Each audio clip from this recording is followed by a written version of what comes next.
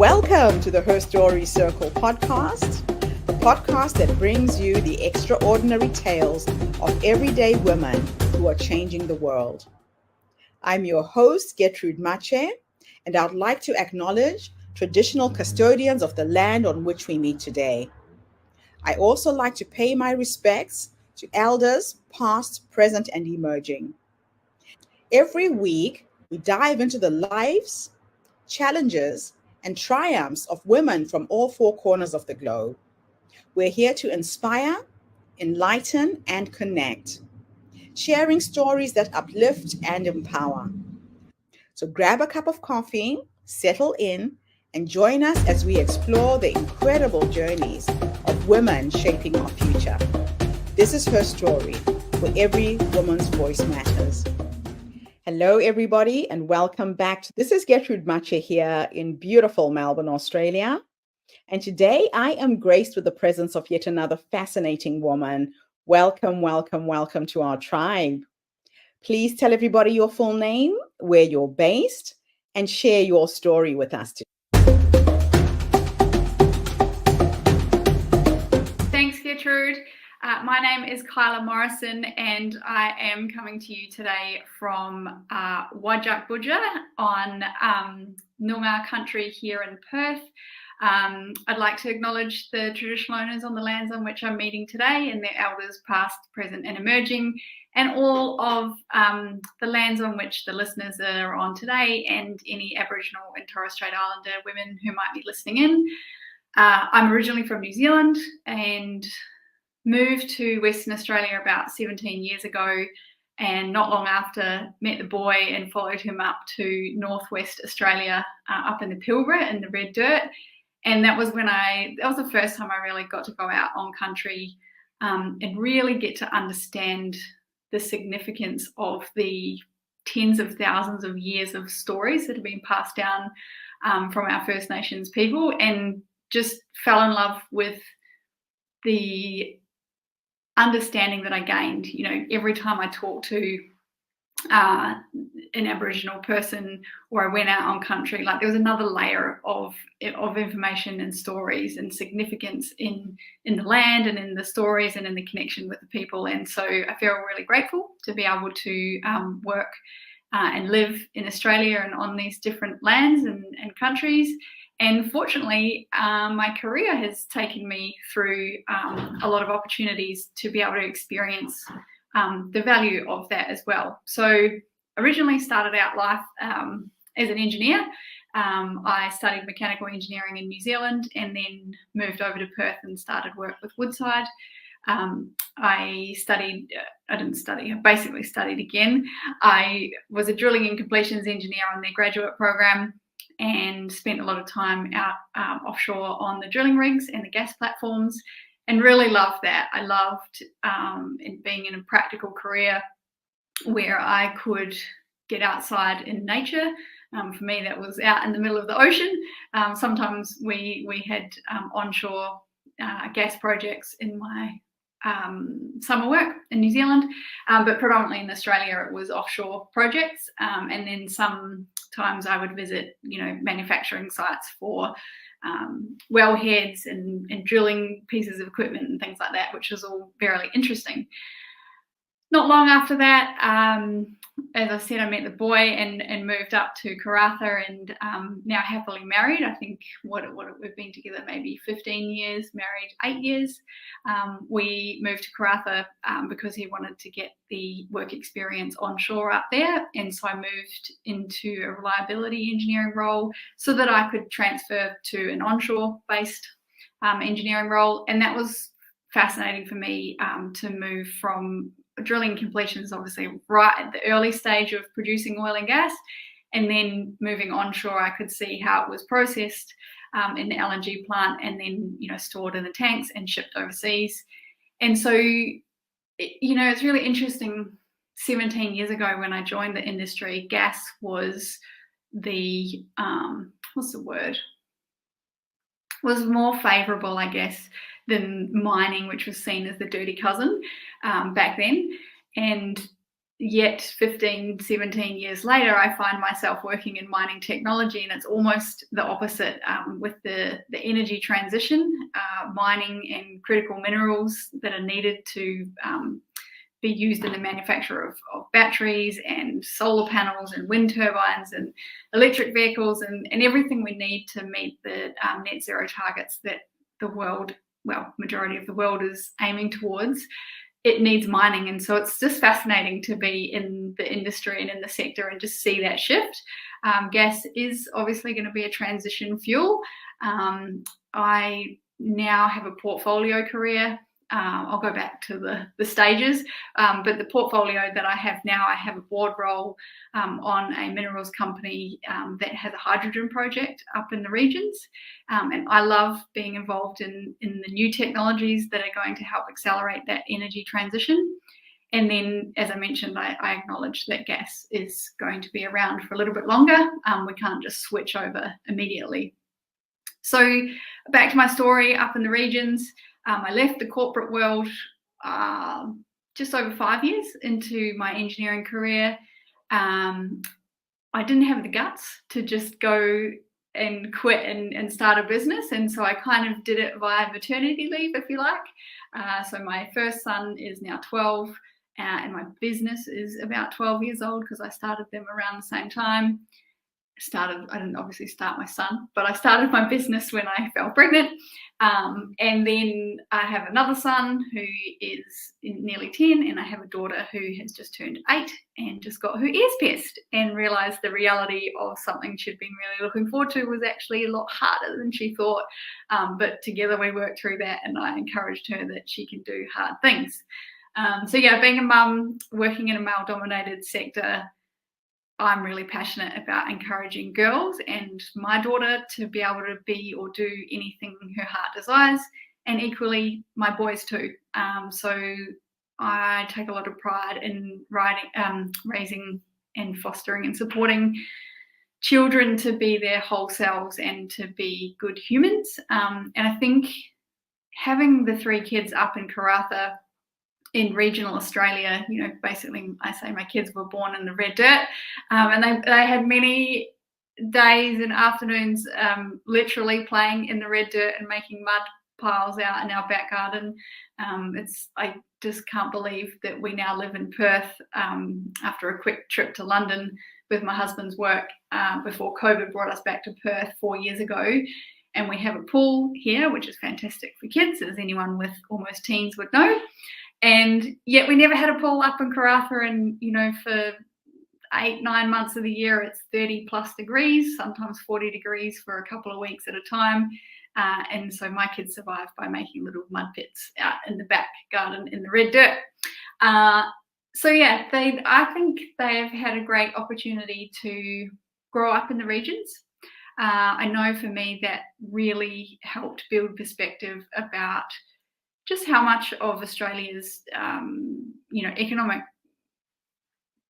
drivers and their GDP is actually produced in our regions, and yet the majority of the people live in metro centres, and that's where often a lot of the decisions are made, and yet it affects people in the regions and a lot of where our resources come from. So got involved in a lot of that as the Chamber of Commerce, as a board member, then a president, and then I stepped off that role into the CEO role. That's where I built my board career. So I've been serving on boards for over 10 years, and I really love the opportunity to sit around a board table and problem solve as a team when it comes to strategy and, you know, making change, whether that be social change or economic development.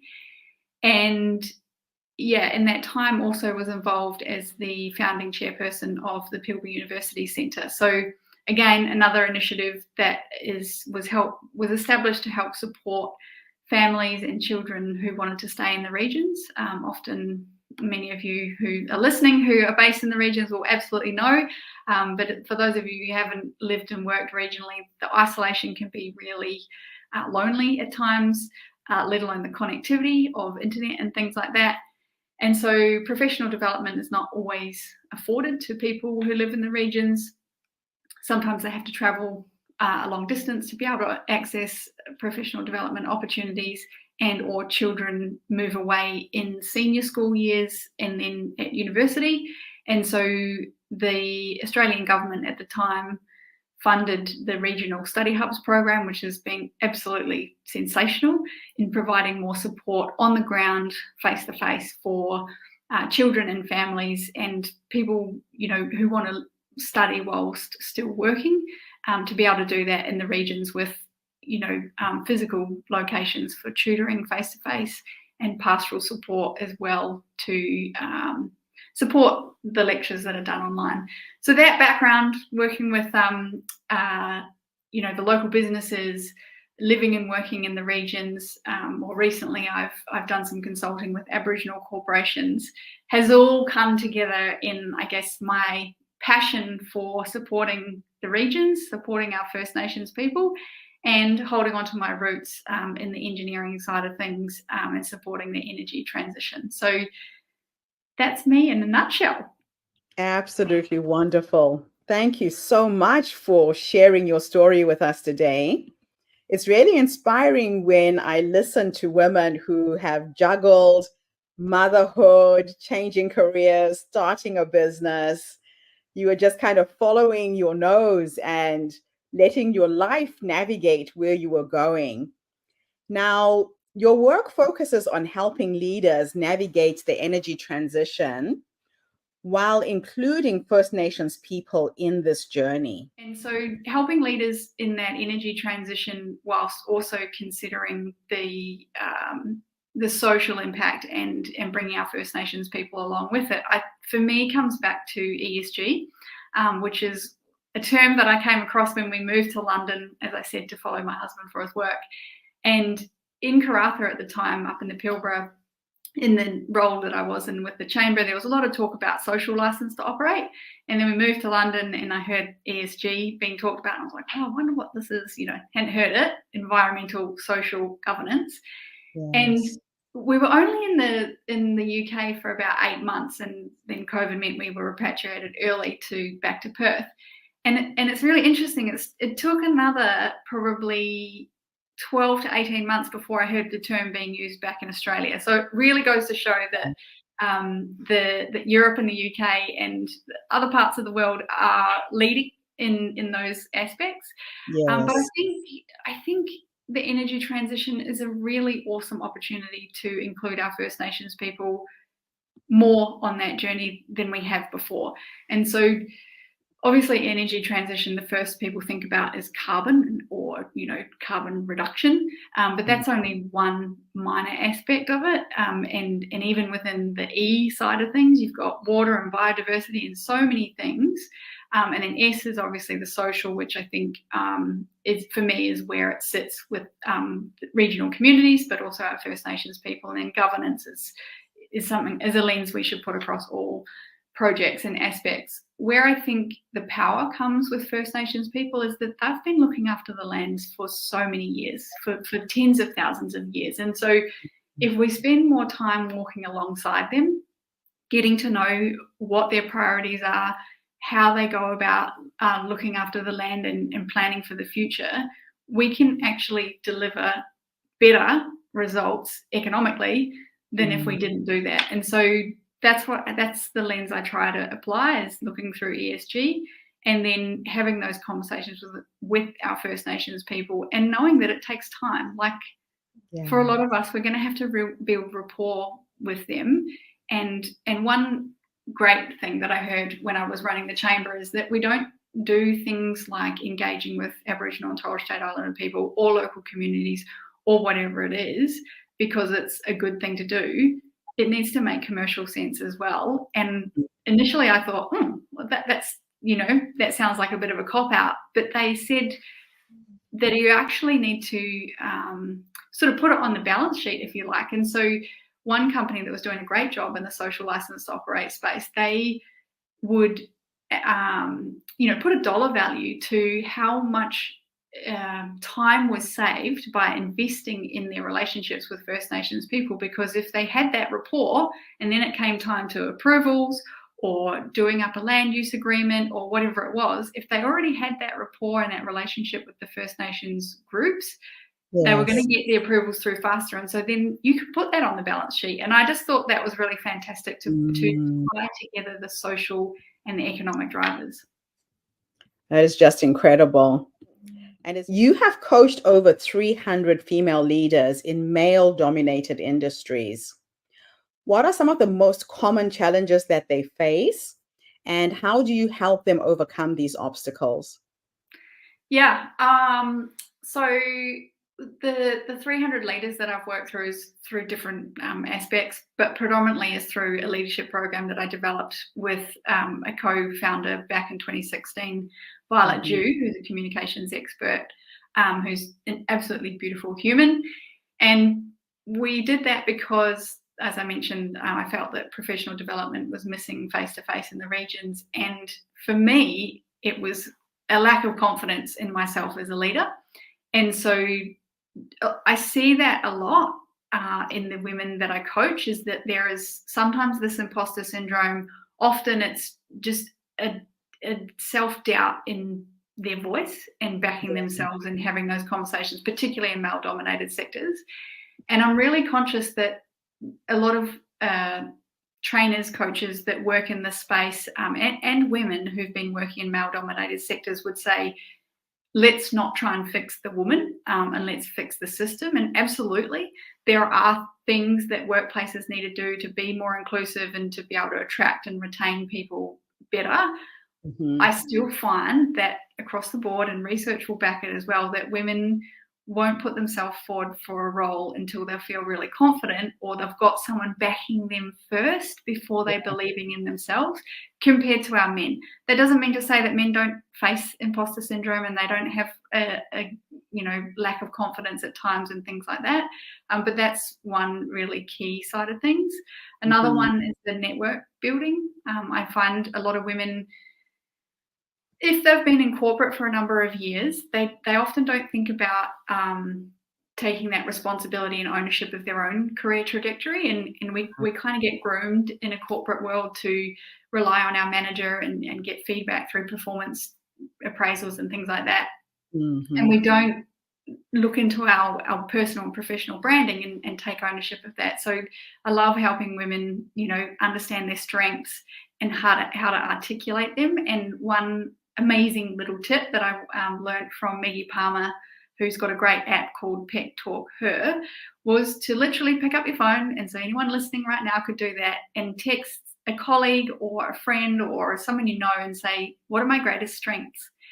And you'll be really surprised what they come back with, because often it's hard for us to articulate our strengths because it's so easy for us. We don't notice that that's our superpower. And so working on articulating strengths really helps overcome that self-doubt and the confidence piece, and then helping people or women with their personal branding and that network building that can help them take ownership of their career trajectory. So what role does cultural awareness and sensitivity play in your approach to leadership development, particularly when working with First Nations communities? Yeah, it's huge. So for me, in my leadership training across the board, I try to maintain psychological safety. I like to encourage the training days or any groups that I set up to be a safe space for people to share without judgment, without others feeling like they need to fix the person who's sharing the information. And so cultural safety, I think, is another layer. And I've mentioned that, I'm on a learning journey there. And so fortunately, one of my strengths being curiosity and love of learning is that I do like spending time with people, different nations, and getting to know their customs and cultures and things like that.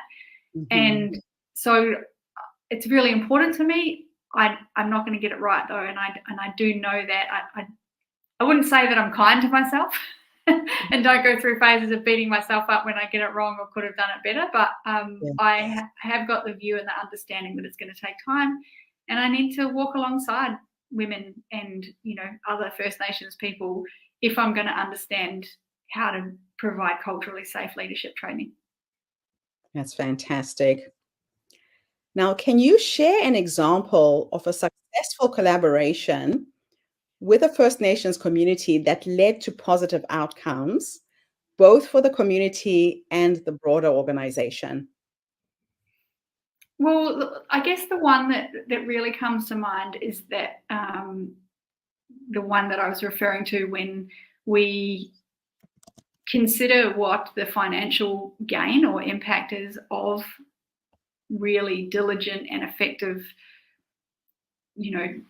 time spent in investing in the relationship and rapport building with First Nations people. And that was with Bella Bella Infrastructure Group, which unfortunately don't have a project going up in the Pilbara, but did have at the time.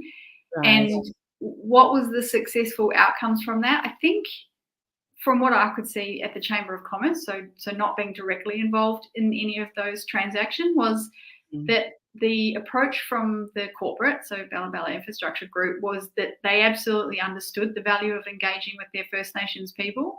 Yes. They then helped them with supplier agreements and getting them into, opportunities for work, whether that was cleaning the office in the centre of town, whether it was going out in country and doing heritage surveys and things like that. And so that was the one that I was then told, so from the corporate side of things, how did that really benefit them? When they came to an approval at one point, they could hand on heart say that this could have taken 9, 12, 18, 2 years longer had we not invested the time that we did into that relationship and rapport building. So I think that's a success from the corporate side of things. And then the value that I saw coming out of it was, even though the project didn't actually get legs and go ahead, all of those Indigenous businesses and people had been given an opportunity to prove their capability, to improve their capability whilst they were tendering work, and even going to the point where they would. It's quite typical for large projects to only tender for pieces of work that are over $1 million. And for a small company, it's really hard for them to quote on $1 million. And so then they have to partner with others. And so they were going to the point of trying to work out, how can we break packages down so that we're giving more local small businesses, Indigenous businesses, the opportunity to participate in our supply chain. And so, like I say, the project didn't actually go ahead, but there's still a lot of work in the pre-feasibility study, the definitive feasibility study, and all of these stages. There's still work happening. And so local companies and Aboriginal people were getting the benefit of that, and having that, capability of operating in a Western corporate structure. They were given that opportunity. So how do you see the concepts of reconciliation and partnership evolving in the context of Australia's energy transition? And what advice do you give leaders to contribute meaningfully to this journey? So that one's really interesting, because with the history of mining and, in Western Australia, at least, state agreements and royalties that are paid to native title holders, I think there is a real opportunity to move away from that and to move to more reciprocal arrangements that might benefit both sides in the energy transition. So, rather than, okay, here's a piece of land, we need to use the land, we're just going to pay you for that. It's, how do we work together, and what projects would you like to be interested in? And the exciting thing with the energy transition is, I think, yes, there is still going to be an impact to the environment and the land for putting solar panels on or wind turbines. However, the destruction that is associated with minerals extraction, I think, is less so. And mining sector has not had a good reputation, particularly, with Juukan Gorge. I think it was maybe around 2020 when a large mining company just blew up a cave, an Aboriginal cave. And so, and so I think mining is getting better at that, but I think the energy transition provides opportunities and partnerships and work opportunities, but also Aboriginal organisations and enterprises the opportunity to do work that is more aligned with the way they've looked after country for tens of thousands of years. And so I think that's the real upside of the energy transition and how we can work better with our First Nations people. And so it comes right back to what I talked about before about spending time having conversations. What are their priorities? What are their interests? What do they want to be involved with? Looking around the globe at different First Nations communities and how they've worked with industry and corporates to better communities and individuals. Yes. I think there's other ways of doing it. There's equity arrangements, there's free carry arrangements, and it's not going to work for all projects. Obviously, there needs to be the economics need to work. Otherwise, you won't get a green light and then no one gets a benefit out of it. But I think it's having those conversations early, looking at things slightly differently, looking at best practice around the world, and really trying to do it differently. If you could go back and give the younger you 3 nuggets of wisdom about working with Indigenous communities, what would those 3 nuggets of wisdom be? Yeah, so 3 nuggets of wisdom for working with Indigenous communities. I think number 1, spend the time. Like, time is the absolute valuable currency. Your position, a recommendation from someone else, financial, whatever it is, gifts or offers aren't going to get you the traction that you think you might have got in a Western world. So spend the time. You're going to get it wrong. That's how you learn. And, true reconciliation, I think, is about being brave enough to have messy conversations and vulnerable enough to say, I want to learn, I want to do better, and I know that I might get it wrong. And the third thing I'd say is there's always another layer. It's just such a rich tapestry when you've got tens of thousands of years worth of stories and culture and knowledge and wisdom. You can't learn all of that in a textbook, in one sitting, in one podcast. There's always another layer. And so be prepared to continue to invest in that learning journey. Fantastic. And now, if you could teleport into the future and meet this wise woman who's made such a difference for people whose voices are never heard, whose knowledge is never brought to the table, what will you say to her when you finally meet her with the work that you've done up until that point? Wow. What would I say to a wise woman in her 90s about the work I've done on giving underrepresented minorities a voice? Look at that ripple effect that you had. I think so often I can get lost in the overwhelm of just how much there is still left to do, and underestimate the power of the really tiny change, the incremental changes that will compound over time. And so I think I'm hoping that when I look back, I will just see how valuable the ripple effect has been and just be so proud for getting into that line of work and that journey as early as I did in my career. It's the most fulfilling part of the work that I do.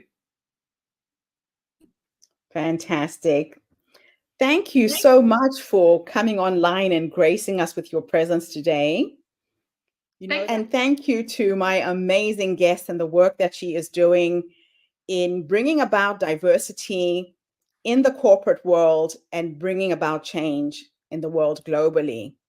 The Diversity Connector is a platform that brings you the voices and stories of people from all over the world to celebrate and embrace our diversity and to reflect back to each and every one of us that diversity is a beautiful thing and something that we should be focusing on.